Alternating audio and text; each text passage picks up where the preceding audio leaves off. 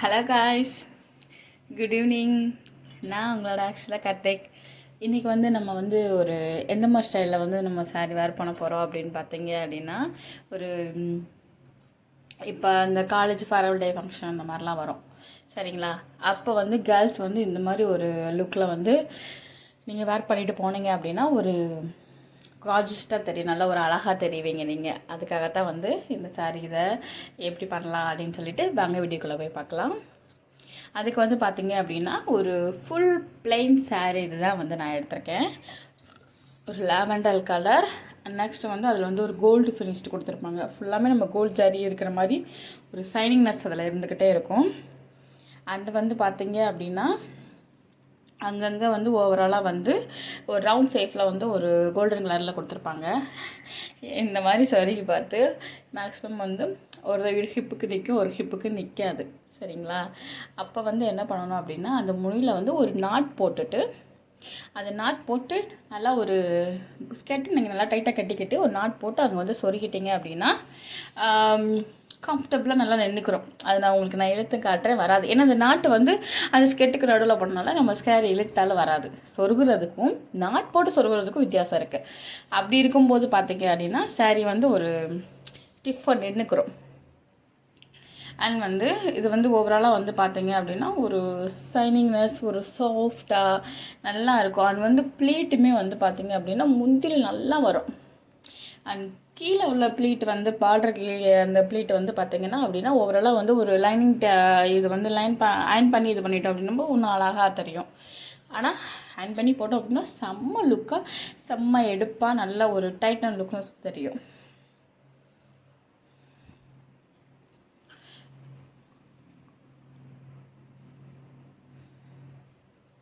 And ஓவராலாக முந்திக்கு ஃபுல்லாமே பார்த்தீங்க அப்படின்னா அந்த ரவுண்ட் ஷேப் சக்கரை, அந்த ரவுண்ட் ஷேப்பில் அந்த ஒரு கோல்டு ஃபினிஷில் கொடுத்துருப்பாங்களா ஒரு எம்ப்ராய்டிங் ஒர்க் மாதிரி, அது ஃபுல்லாமே முந்திக்கு நல்லா வரும். நெக்ஸ்ட்டு பார்டர் லைனுக்கு 2 இதாக கொடுத்துருப்பாங்க. கீழே ஒரு ரவுண்ட்ஸு, கீழே ஒரு முந்தி சுற்றி நமக்கு அந்த கோல்டன் ஃபினிஷ்டு கொடுத்துருப்பாங்க ஆரி ஒர்க்குது.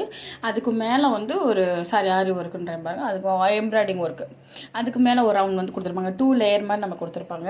பார்க்குறதுக்கு அழகாக இருக்கும். அந்த முந்தி ஃபுல்லாமே அந்த ரவுண்ட் ஷேப் நமக்கு இந்த லாவெண்டர் கலருக்கு ஒரு கோல்டன் ஃபினிஷ் அழகாக காட்டும். நான் ப்ளீட் பார்த்தீங்க அப்படின்னா ஒரு சின்ன ப்ளீட்டை தான் நான் எடுக்க போகிறேன். ஏன்னா காலேஜ் கேர்ள்ஸ் அப்படின்னு வரும்போது அவங்க சின்ன ப்ளீட்டாக வச்சு சின்ன மடிப்பை தான் வச்சு பண்ணாங்க அப்படின்னா ஒரு சூப்பராக இருக்கும். நல்லா ஒன்று போல் இது பண்ணிவிட்டு அந்த சாரியெல்லாம் வேர் பண்ணிவிட்டு அயர்ன் பண்ணுவாங்க பாதி பேர். நான் மேக்ஸிமம் சாரி வேர் பண்ணிவிட்டு தான் பண்ணுவேன். எனக்கு எத்தனை ப்ளீட் வேணும் எல்லாமே இது பண்ணிவிட்டு செஞ்சுட்டு தான் நான் வேர் பண்ணுவேன். அந்த அயனிங் அப்புறமா தான் பண்ணுவேன், வேர் பண்ணிவிட்டு தான் அயனிங் பண்ணுவேன். அப்புறம் எவ்வளோ ப்ளீட் நம்ம அந்த சாரி தக்கன வருதோ அது சாயத்தக்க நம்ம வேணாலும் பரவாயில்ல, நம்ம கொஞ்சம் சின்ன ப்ளீட்டை எடுத்துக்கிட்டோம் அப்படின்னும் போது எடுத்துகிட்டு ஒரு சேஃப்டி பின் வச்சு நல்லா டைட்டாக பின் பண்ணிவிட்டு அந்த கீழே உள்ள லேயரை ஒன்று போல் ஃபஸ்ட் நம்ம கையில் நல்லா எடுத்து விட்டுறணும்.